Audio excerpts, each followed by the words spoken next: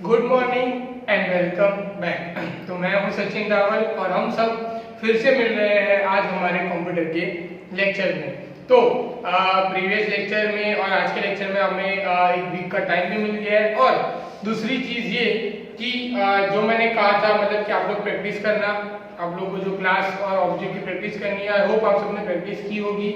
मैंने जो होमवर्क जो आपको दिया था वो आपने किया होगा और उसमें कोई प्रॉब्लम हुई हो तो आप मुझे पूछ सकते हो, राइट। ओके, हम फाइनल ईयर आगे बढ़ गए हैं, चैप्टर नंबर 8 में ही हम है कंटिन्यू। ओके, जिसमें हमें पॉलीमॉर्फिज्म, जो मैंने आप सबको कहा था कि हमने चैप्टर नंबर 6 में उसका थियरी कॉन्सेप्ट देखा था, राइट। अब उसका एज अ प्रैक्टिकल हम देखेंगे। कंस्ट्रक्शन हमने जो एज अ थियरी देखा था वो हम यहाँ पे एज अ प्रैक्टिकल देखेंगे। ओके, तो हम वो चीज करने जा रहे हैं पेज नंबर 167 168 पे। ओके, तो जिन्होंने बुक नहीं लेके बैठे हो वो लोग बुक ले लो। क्लियर? ओके, तो हम लोग वहाँ पे वो चीज कर सकते हैं। उसके बाद मैं आपको एज अ एग्जाम्पल आपको फिर से मैं वही चीज दूंगा कि आप लोग प्रैक्टिस करने के लिए आप सबको, और इसी के साथ हम ये चैप्टर को आज कंप्लीट कर लेंगे, राइट। हमें एक दो प्रोग्राम करने हैं तो आप लोग को प्रोग्राम करने के लिए थोड़े रेडी हो, राइट, मतलब कि प्रोग्रामिंग के लिए। तो पेज नंबर 168 में पहले सबसे पहले हम लोग यहाँ पे आ जाते हैं कि पॉलीमॉर्फिज्म में हमें करना है मेथड ओवरलोडिंग। अब थोड़ा हम लोग रिकॉल कर लेते हैं चैप्टर नंबर 6 में से कि मेथड ओवरलोडिंग किसे कहते हैं, कि एक ही मेथड को हम 2-3 बार यूज करें, सेम टू सेम मेथड को, उसे हम कहते हैं मेथड ओवरलोडिंग। ओके, अब यहाँ पे कौन सी मेथड ओवरलोड हुई है, अगर आपको ऐसा प्रोग्राम दिख रहा हो तो आपको पता चल रहा होगा कि वहां पे फॉर लूप है i equal to 0 i less than n i plus plus, वो वहां पे बार बार यूज हो रही है।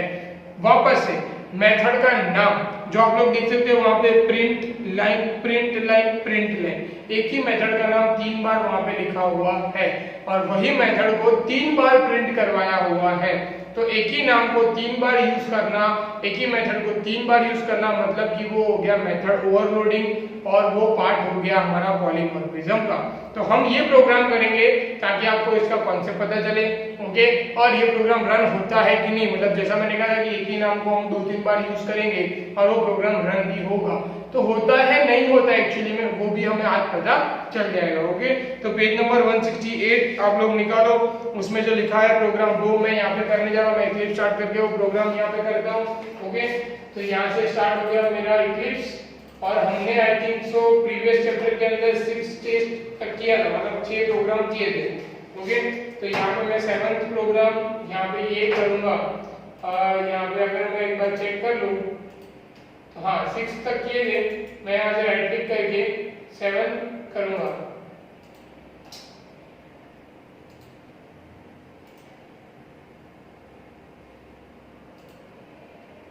यहाँ पर मैं टेस्ट 7 और यहाँ पे पब्लिक स्टेटिक वॉइड फिनिश, ये यहाँ पे हो गया। ओके, और पब्लिक स्टेटिक वॉइड में अंदर लिखना है, इसमें ऑब्जेक्ट वाला कुछ है यहाँ पे, हम लोग पहले देख लेते हैं। हाँ, यहाँ पे है पब्लिक क्लास पॉलीडेमो और पब्लिक क्लास पॉलीलाइन।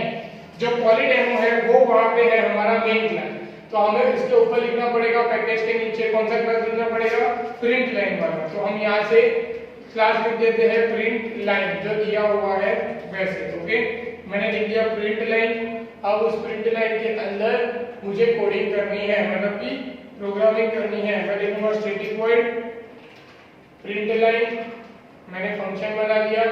अब उसके अंदर हम लोग क्या करेंगे, फॉर लूप घुमाएंगे। ओके, ये मैंने मेथड बना दी पहली प्रिंट लाइन वाली। ओके, उसके अंदर मैं यहाँ पे फॉर लूप लगा रहा हूँ, इंटीजर i इक्वल टू 0, फिर i इज लेस देन 40, मतलब i 40 से छोटा होना चाहिए, और i प्लस प्लस, मतलब एक ही वैल्यू प्लस होनी चाहिए, मतलब इंक्रीमेंट होना चाहिए। अब उसके अंदर हम वैसे लिख रहे हैं system dot out dot println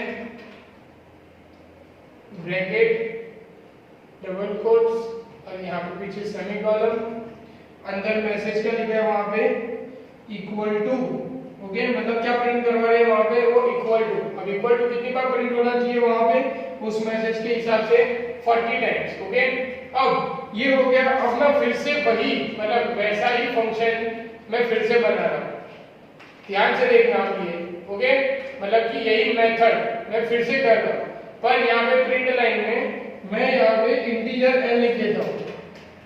अब देखो यहाँ पे जहाँ पे 40 है वहां पे क्या हो जाएगा n, और यहाँ पे मैं क्या प्रिंट करवा रहा हूँ, हैश, मतलब सेकेंड टाइम में मैं क्या प्रिंट करवा रहा हूँ यहाँ पे हैश। ओके, और यहाँ पे एक लाइन में लिखना भूल गया, ये blank system dot out dot print की हमें प्रिंट करनी है, तो यहाँ से मैं इसको कॉपी कर लेता हूँ पहले, यहाँ पे पेस्ट, यहाँ पे ये ब्लैंक मतलब कि कुछ भी नहीं। ओके, ये हमने यहाँ पे एक ले लिया, यहाँ से इसको कॉपी कर लेते हैं, इसको यहाँ पे नीचे रख देते हैं। अब फिर से यही मेथड को कॉपी कर रहा हूँ सेम नेम की, और यहाँ पे उसको वापस से पेस्ट कर देता हूँ। तीसरी बार हम उसको यूज कर रहे हैं, और तीसरी बार में हमने यहाँ पे इंटीजर n की जगह पे यहाँ पे ch, इंटीजर n और कैरेक्टर ch, तो ऐसे लेना है, कैरेक्टर ch और इंटीजर n, मतलब इंटीजर n के साथ हमने क्या ले लिया, कैरेक्टर ch भी ले लिया। ओके, अब यहाँ पे मैं क्या प्रिंट करवा रहा हूँ, यहाँ पे कोई सिंबल नहीं, ch को सीधा। ओके, अब मैंने 3 बार लिख दिया, अब मैं अपने मेन क्लास में चले जाता हूँ, मेन क्लास में आ गया। अब यहाँ पे मैं क्या कर रहा हूँ, प्रिंट लाइन जो है, मतलब जो हमारा ऊपर हमने क्लास बनाया है उसके अंदर मैं हर एक चीज को प्रिंट करवा रहा हूँ। तो यहाँ पे प्रिंट लाइन के अंदर जो प्रिंट लाइन मेथड यूज की है मैं उसको प्रिंट कर रहा हूँ। फिर यहाँ पे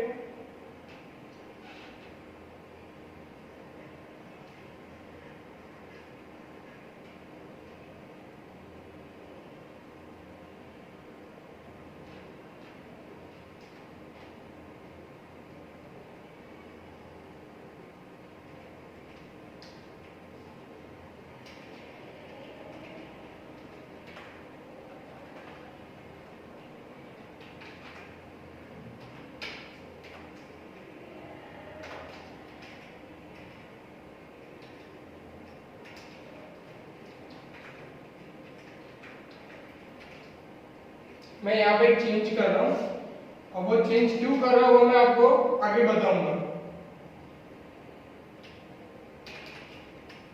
पहले हम प्रोग्राम को रन कर लेते हैं, फिर मैं आपको वो चेंज बताऊंगा कि वो मैंने चेंज क्यों किया।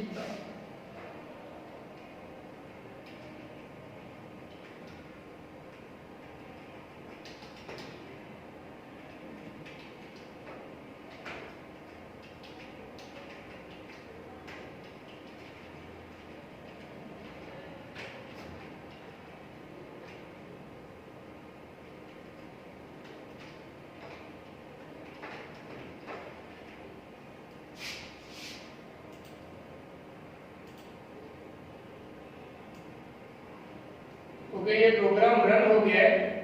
अब इसको हम लोग पहले स्टार्टिंग से देखते हैं। तो यहाँ पे इक्वल टू जो है वो, फिर हैश, फिर प्लस। ओके, ये सारी चीजें यहाँ पे प्रिंट हो गई है, मतलब जो मुझे आउटपुट चाहिए था वो यहाँ पे आउटपुट आ गया, राइट। अब इसको हम वैल्यू को थोड़ा कम कर देते हैं ताकि हमें जो आउटपुट है वो अच्छे से समझ में आए।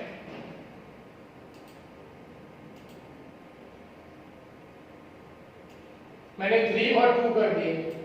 ओके, तो ये 3 और 2, जो पहला है उसकी वैल्यू मैं थोड़ी और बदल देता हूँ, 40 की जगह हम 4 कर देते हैं ताकि आपको आउटपुट बहुत अच्छे से समझ में आए। ओके, मैंने इसलिए वैल्यू कम कर दी है। अब आपको दिख रहा होगा कि 4 बार इक्वल टू है, 3 बार हैश है और 2 बार प्लस का सिंबल है, राइट। ओके, अब हम प्रोग्राम पे आ जाते हैं। प्रोग्राम पे आने से पहले जो मैंने चेंजेस किए वो बता देता हूँ कि हमने क्या किया था पहले, कि यहाँ पे हम लोग ने क्या यूज किया था कि भाई पहले क्लास ले लिया था, उसके अंदर से हम उसको ऐसे ऑब्जेक्ट कॉल करवाने के ट्राई कर रहे थे, पर बाद में मैंने देखा कि हम क्या कर सकते हैं कि यहाँ पे हम उसी टेस्ट के अंदर हम वो चीज कर सकते हैं। क्या कर सकते हैं, उसी टेस्ट 7 के अंदर, मतलब कि उसी प्रोग्राम के अंदर वो हम चीज अप्लाई कर सकते हैं। हमें ऑब्जेक्ट लेने की जरूरत नहीं है जो यहाँ पे नहीं लिया हुआ है। तो फिर मैंने क्या किया कि वो ऊपरला डिलीट कर दिया। फिर जो क्लास बनाया है हमने, ओके, टेस्ट 7 आप जो भी नाम का बनाओगे वो, उसी के अंदर मैंने वो क्या कर दिया, सारे के सारे मेथड वहां पे प्रिंट कर दिए, मतलब कॉपी पेस्ट कर दिए, ओके राइट। और फिर नीचे उसको कॉल करवा दिया, मतलब सीधा टेस्ट 7 जो मेथड है, मेथड का नाम, उसके अंदर जो मैसेज है वो मैसेज। अब सबसे इंपॉर्टेंट, ये प्रोग्राम रन हुआ, मतलब कि मेथड ओवरलोडिंग हमारा परफॉर्म हुआ जावा के अंदर।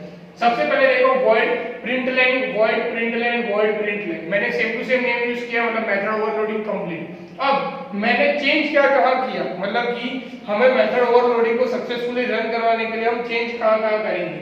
पहले मेथड ओवरलोडिंग, मतलब कि मेथड के अंदर मैंने ब्रैकेट में कुछ भी नहीं लिखा है। दूसरे के अंदर मैंने यहाँ आइडेंटिफाइड कर दिया कि मैं इंटीजर n लूंगा, ओके, और मैंने यहाँ पे n को कॉल करवाया, मतलब कि n की वैल्यू ले ली, और फिर मैंने यहाँ पे प्रिंट करवाया हैश, ओके। फिर मैंने तीसरे के अंदर कैरेक्टर और इंटीजर n दोनों ले लिए।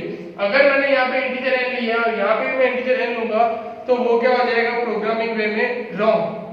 तो हमने क्या किया, यहाँ पे इंटीजर n लिया, यहाँ पे कैरेक्टर ले लिया ch, अब यहाँ पे मैंने प्रिंट क्या करवाया ch। अब सबसे इंपॉर्टेंट बात क्या है कि हम प्रिंट क्या करवा रहे हैं, ओके। हमने लूप लगा दिया यहाँ पे integer i equal to 0, i is less than equal to 4, मतलब 0 1 2 3 4 4 टाइम घूमेगी i प्लस प्लस, मतलब 4 बार वो घूमेगा, क्या प्रिंट करेगा 4 बार इक्वल टू, क्योंकि यहाँ पे मैं इक्वल टू प्रिंट करवा रहा हूँ, ओके। तो 4 बार इक्वल टू प्रिंट होगा। 40 जहाँ पर मैंने 4 टाइम इसलिए किया क्योंकि मैं आपको एक्सप्लेन कर सकूँ सारी चीजें।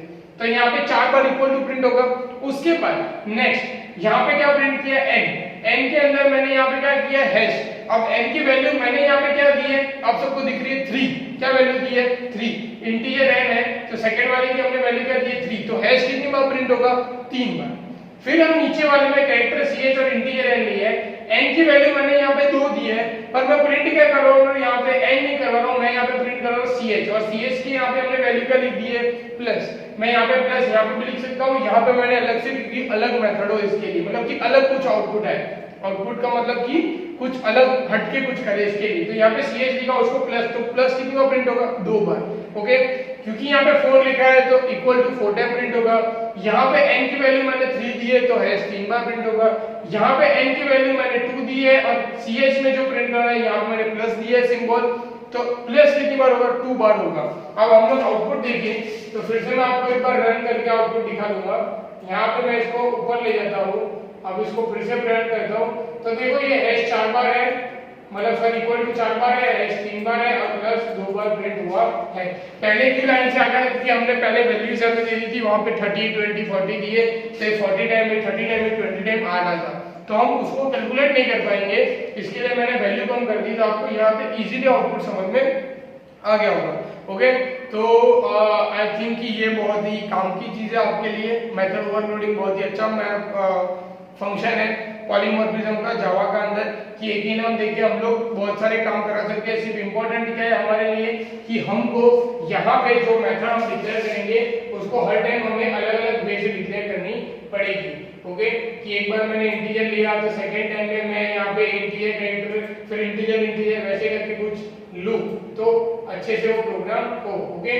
तो यहाँ पे ये प्रोग्राम हो गया है। मैं चाहता हूँ ये प्रोग्राम आप लोग लिखो या आप लोग इसका फोटो ले लो, ताकि जब आप ये प्रोग्राम करो तो आप कंफ्यूज ना हो कहीं पे भी, ओके। तो मैं एक मिनट के लिए आप सबके लिए रुक जाता हूँ, आप लोग ये प्रोग्राम लिख दो, ओके, और या तो फिर उसका फोटो ले लो, तो आपको ये जब प्रोग्राम करोगे तब आपको एक्चुअल में आइडिया आएगा। क्लियर?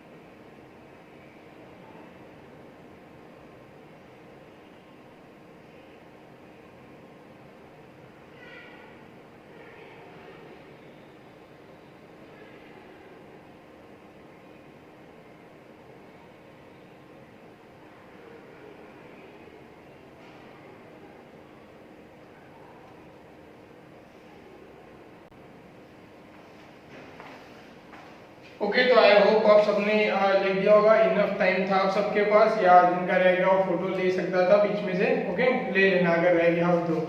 अभी हम आगे बढ़ते हैं फिलहाल। ओके, जो नेक्स्ट हमारा टॉपिक है वो है कंस्ट्रक्शन। अब कंस्ट्रक्शन के बारे में पहले आप सबने चैप्टर नंबर 6 में सुना था, अगर वो रिकॉल नहीं हो रहा है या याद नहीं आ रहा है, एक बार फिर से बता देता हूँ कंस्ट्रक्शन क्या होता है। ओके, कंस्ट्रक्टर ये होता है वहां पे कि हम जो क्लास बनाएंगे, जैसे कि हमने क्लास कौन सा बनाया अभी के लिए, टेस्ट 7, राइट। हम जो क्लास बनाएंगे वही क्लास का नाम हम रिपीट करेंगे, पर उसे क्लास की तरह नहीं लेंगे, तो वो हमारा हो जाएगा कंस्ट्रक्टर, राइट। कि क्लास का ही नाम है पर क्लास की तरह नहीं उसको कॉल करवा रहे हैं। ओके, तो हम क्या करेंगे, उसी नाम को हम यूज करेंगे और हम देखेंगे कि वो प्रोग्राम रन होता है कि नहीं। यह बेसिकली क्या है कि जो नाम का क्लास बना है उसको हम रीयूज नहीं कर सकते हैं।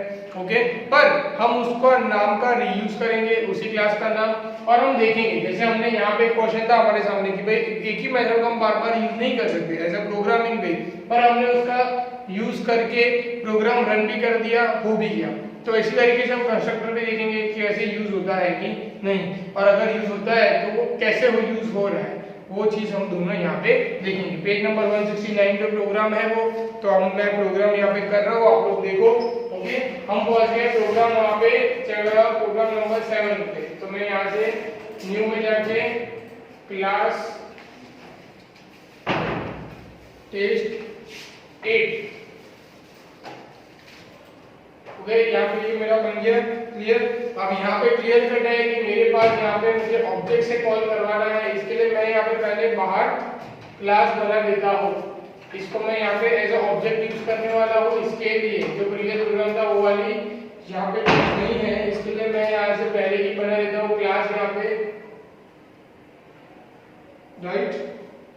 मैंने यहाँ पे क्लास बना दिया। अब यहाँ पे मैं क्लास का जो नाम है वो रूम यहाँ पे दिया, हम रूम 1 लिख देते हैं यहाँ पे। पहले एरर किस चीज की आती है पहले हम देख लेते हैं, क्लास इज डेटा एक्सेप्शन।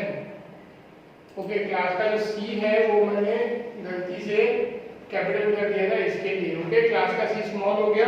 देखो ऐसी एरर भी आती है, इसलिए मैं लाइव में आपको समझा रहा हूँ, क्योंकि मेरे से जहाँ पे मिस्टेक हो सकती है तो आपसे 100% होकर आप कंफ्यूज ना हो जाओ इसके लिए, राइट, आपको पता चले। अब यहाँ पे वही चीज दी हुई है लेंथ वाली। ओके, तो यही हम प्रोग्राम यहाँ पे पहले करते हैं जो यहाँ पे दिया लेंथ विड्थ हाइट, फिर height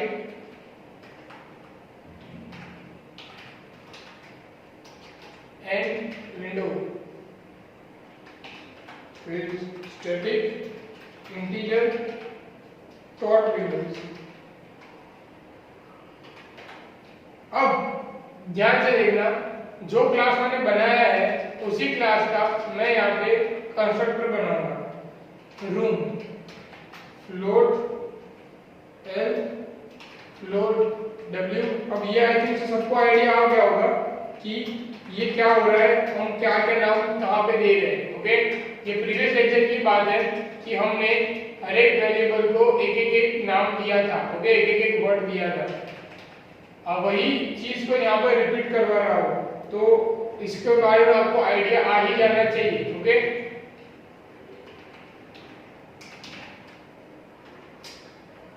length equal to L, width equal to W, और हाइट इक्वल टू एच, और and windows equal to N, और डॉट विंडोज ये नया आया है प्लस प्लस। ओके, अब यहाँ पे मैंने कहीं भी स्पेलिंग मिस्टेक की होगी, HEIGHT,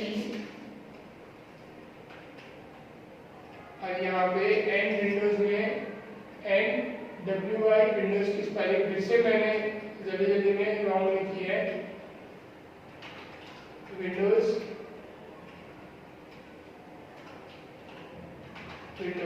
राइट। ये हो गया।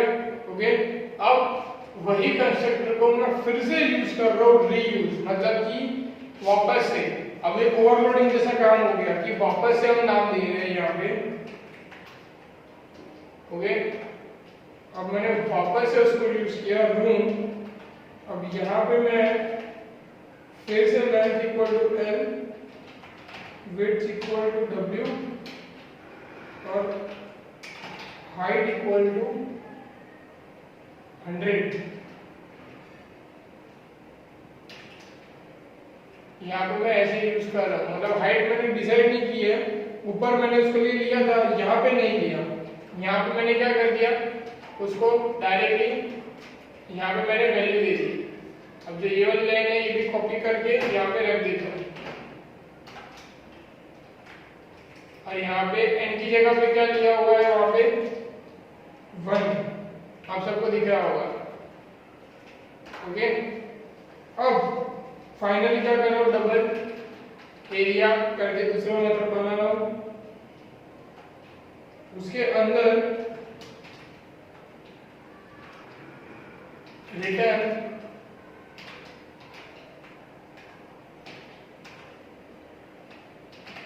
Length into width semicolon, return की स्पेलिंग में एन एक ही।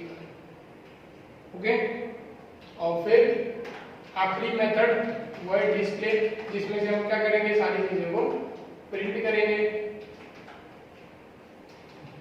पहला होगा print system dot out dot println,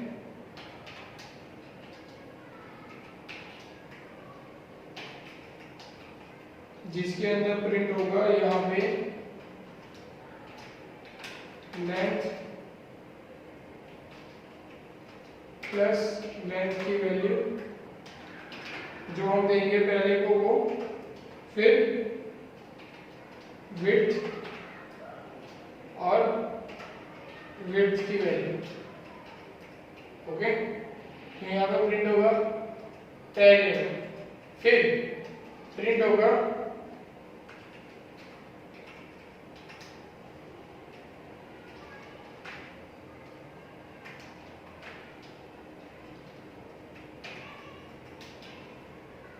वहां पे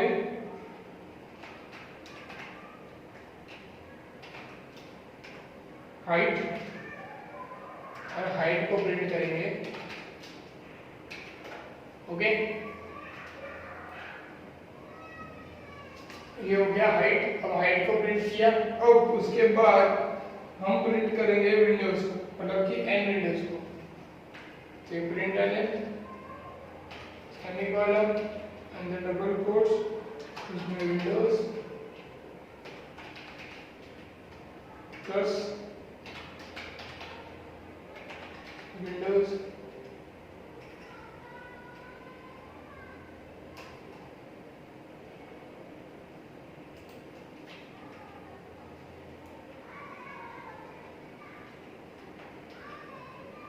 एन विंडोज।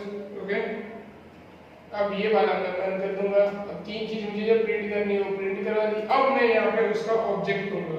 ओके, अब बुक के अंदर है रूम कंस्ट्रक्टर डेम ए।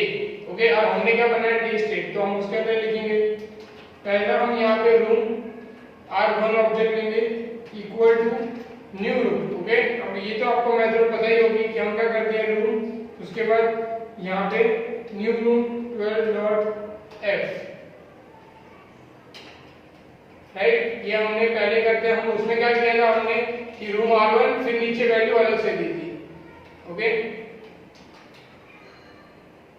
फिर वापस से रूम R2, ये लाइन में कॉपी कर देता हूँ यहाँ पे।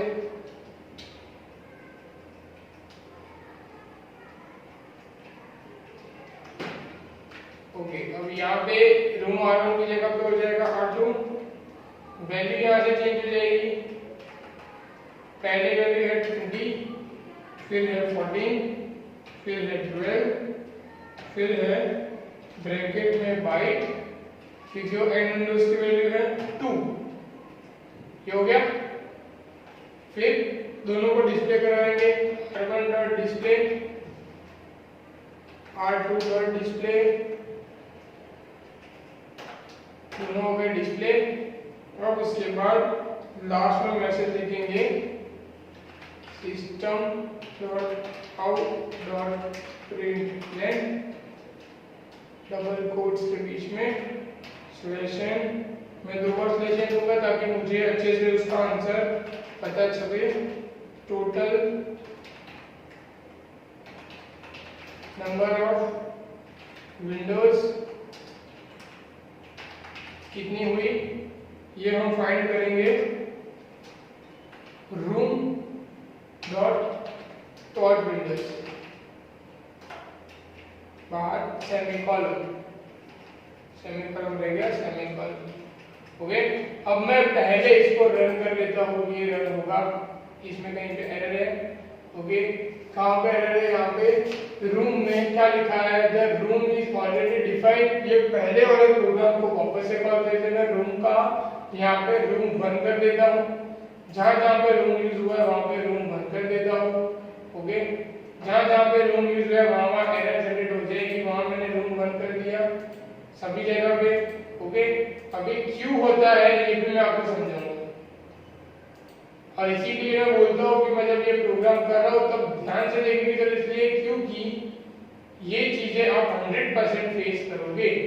ओके, ये पहले तो मैसेज में स्लैश है हमारा कहीं पे। ओके, 2 बार स्लैश हो गए, इसके लिए ऐसा आया है।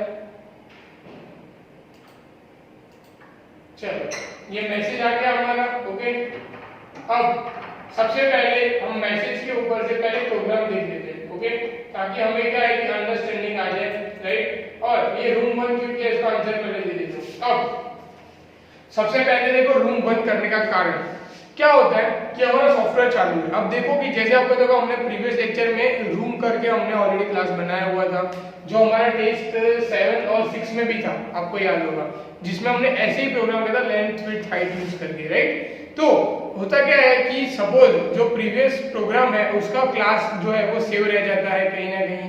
तो क्या होता है कि ऑन रनिंग द प्रोग्राम वो आपको ऐसा दिखाता है कि रूम नाम का ऑलरेडी आपने क्लास बनाया हुआ है तो आप नहीं बना सकते, राइट। अब भी आप जब भी आप प्रोग्राम करो और आपको भी ऐसी प्रॉब्लम, तो आपको कुछ नहीं करना है, सिम क्या आपको सिर्फ नाम बदल देना, आप उसके आगे 1 लगा दो या रूम बदल के कुछ और नाम रख दो, पर आपने जहां जहां फिर वो यूज किया है आपको वो रिप्लेस करना पड़ेगा। ओके, वो आपको ऑटोमेटिकली एरर जनरेट हो जाएगी, आपको पता चल जाएगा, और वही हमारा बेनिफिट है इक्लिप्स का, राइट। अब हम वापस आ जाते हैं हमारे प्रोग्राम में कि प्रोग्राम में हमने क्या करवाया है, कंस्ट्रक्टर कहाँ कॉल हुआ है, सक्सेसफुली कॉल हुआ है और कैसे कॉल हुआ है। सबसे पहले हमने वहां पे क्लास बना दिया रूम 1 वाला। ओके, उसमें हमने लेंथ विड्थ हाइट ले ली, एन विंडोज आपको ही पता है कि हम जितनी बार यूज करेंगे विंडोज उतनी बार कॉल होगी। एक लिया टॉट विंडोज, ये क्यों लिया कि टोटल विंडो मतलब टोटल कितनी बार हमने ये किया वो काउंट करवाने के लिए। ओके, जो पहले किया था वही फ्लोट को एच दे दिया, डब्ल्यू दे दिया, एच दे दिया, length width height, N windows को हमने एन दे दिया कि वो काउंट हो सके ये।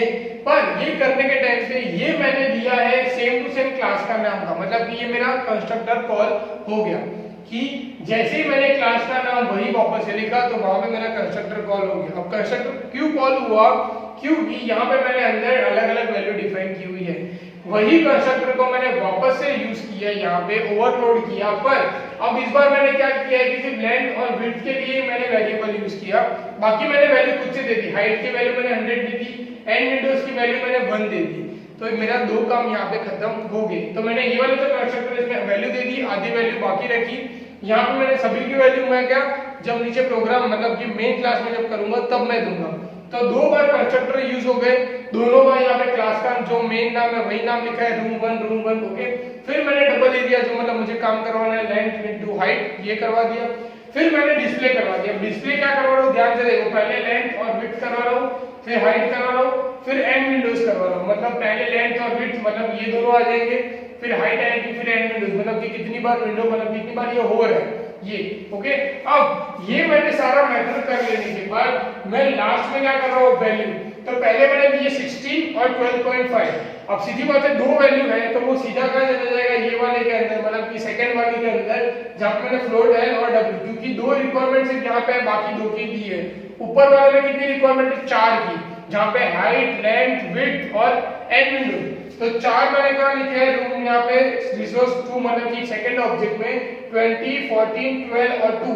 तो ये चारों के चारों कहाँ चले जाएंगे, ऊपर वाले के अंदर। ओके, तो ये चले गए ऊपर वाले के अंदर। अगर देखो आप लोग तो यहाँ ऊपर वाले के अंदर मुझे जहाँ पे जरूरत है 4 की, यहाँ पे तो ये 4 की 4 वैल्यू।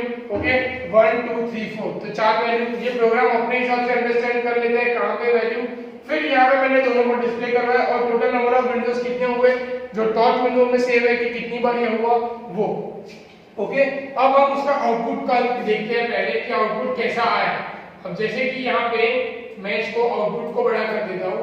ओके, अब सबसे पहले जो मैंने 2 लिखे थे आंसर, तो पहला लिखा था 16, फिर 12.5 आ गया, 100 और 1 मैंने बाय डिफॉल्ट यहाँ पे लिखा हुआ था, 101 वहां पे प्रिंट हो गया डायरेक्टली ऑटोमेटिकली। उसने कौन से समझ लिया, भले वो कंस्ट्रक्टर मैंने सेकंड नंबर पे लिखा है, फर्स्ट नंबर पे वो लिखा है, पर प्रोग्राम को पता चल गया कि 2 ही वैल्यू दी है, 2 वैल्यू की जरूरत यहाँ पे है, तो वो वाला अपने हिसाब से प्रिंट हो गया। अब सेकंड में मैंने 4 वैल्यू दी थी, 20, 14, 2, 2 और नीचे 2, मतलब कि यहाँ पे मैंने इतनी वैल्यू दी थी 12 और 2।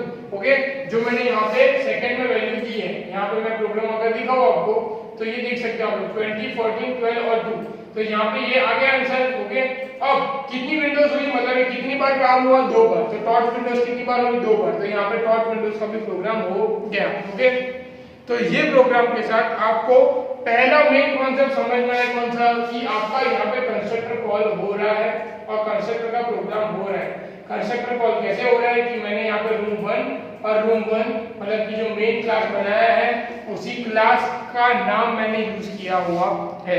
ओके, क्लास के नाम का या मेथड बनाओ उसको कहते हैं कंस्ट्रक्टर। हमने 2 बार भी यूज कर लिए। ओके, तो यहाँ पे ये चीज हमारी सक्सेसफुली हो गई और यहाँ पे हमारी सक्सेसफुली ये चीज चल रही है। राइट, तो ये यहाँ पे आपको समझना जरूरी है, क्लियर। और प्रोग्राम अपने आप मतलब कैपेबल है उतना कि वो अंडरस्टैंड कर रहा है कि कहाँ पे किस वैल्यू को रखना है, मुझे दिखाने की जरूरत नहीं है। अगर किसी को सी लैंग्वेज आप सब में से किसी को आती है बहुत अच्छे से या सी लैंग्वेज याद है तो आपको पता होगा कि वहां पे हमें एग्जैक्ट वेरिएबल के सामने हमें लिखना पड़ता था कि एंड कॉन्केट उस वेरिएबल का नाम, ताकि प्रोग्राम को पता चले कि यहाँ पे मुझे वैल्यू स्टोर करनी है। पर जावा के अंदर मुझे ऐसा कुछ करने की जरूरत नहीं है, वो इतना एडेप्टिव है कि वो सारी की सारी चीजें खुद से कर सकता है, उसे अपने हिसाब से अंडरस्टैंड आ सकता है। सिर्फ हमें उसको एज अ ऑब्जेक्ट रेफर करना है कि ये क्लास के अंदर वैल्यू चाहिए। अब वो कहाँ रखनी है वो अपने हिसाब से सेट कर सकता है कि 2 की रिक्वायरमेंट है वहां पे 2 रखे और 4 की रिक्वायरमेंट है वहां पे 4 रखे। Okay, clear. तो ये वाला प्रोग्राम यहाँ पे कंप्लीट होता है। ओके, अब आपको यहाँ पे मैं एक होमवर्क के लिए दे देता हूँ, जैसे मैं दे रहा हूँ पेज नंबर 170 पे है, फिगर 8.8 कंस्ट्रक्टर का प्रोग्राम है, वो आप लोगों को ऐसे होमवर्क करना है। ओके, अब हमारे पास 2 चीज रह गई है। पहला तो है क्लास की अंदर उसको हम अलग अलग टाइप से एक्सेस मॉडिफाई कैसे कर सकते हैं। पब्लिक, प्राइवेट और प्रोटेक्टेड 3 टाइप की क्लास होते हैं। पब्लिक क्लास होता है, प्राइवेट क्लास होता है, प्रोटेक्टेड क्लास होता है। अब उसमें से हम एक प्रोग्राम करना है और दूसरा रह गया है जो हमारा वाइडर कॉन्सेप्ट था इनहेरिटेंस का। मैंने थियरी में भी इनहेरिटेंस अलग से दिया था ताकि आपको समझ में आए। ओके, तो ये चैप्टर को मैं यहाँ पे मतलब कि यहाँ पे इस लेक्चर को खत्म कर देता हूँ। नेक्स्ट वीडियो में जब हम मिलेंगे 2 चीजें बाकी है। पहली चीज है पब्लिक प्राइवेट प्रोटेक्टेड वाली वो, और उसके बाद एक चीज है हमें इनहेरिटेंस की। ओके, फिर बीच में एक चीज है कि जिसमें पैरामीटर पास करने पर वो वाला पेज ही मतलब कि वो वाला टॉपिक ही स्किप है, तो हमें उसकी जरूरत नहीं है। तो हम क्या करेंगे, प्राइवेट पब्लिक प्रोटेक्टेड वाला क्लास का प्रोग्राम करेंगे, एक प्रोग्राम करेंगे हम इनहेरिटेंस का और दूसरा एक प्रोग्राम मैं आपको एज अ होमवर्क दूंगा। तो इसी के साथ हमारा चैप्टर नंबर 8 खत्म हो जाएगा। ओके, तो आप लोग तब तक क्या करो, ये जो मैंने बताया पेज नंबर 170 पे कंस्ट्रक्टर का प्रोग्राम करो, ये वाले जो मैंने प्रोग्राम किए करो। आपको कहीं पे प्रॉब्लम आ रही है कि नहीं आप आइडेंटिफाइड करो, एरर खुद से सॉल्व हो जाए तो बहुत अच्छी बात है, हो जानी चाहिए एरर सॉल्व, क्योंकि यहाँ पे सारी चीजें दिखाते हैं बताते हैं इंग्लिश में, तो एरर इजीली सॉल्व हो जाएगी। मेनली एमसीक्यूज पढ़ो, फिर से कह रहा हूँ एमसीक्यूज पे ध्यान दो, एमसीक्यूज बहुत इंपॉर्टेंट है और वही थियरी एग्जाम में आपके आने वाले हैं। तो इसके रिलेटेड एमसीक्यूज पढ़ो, उसमें कहीं पे डाउट है तो आप मुझसे पूछो। ओके, और तब तक अपना ध्यान रखो। Good bye.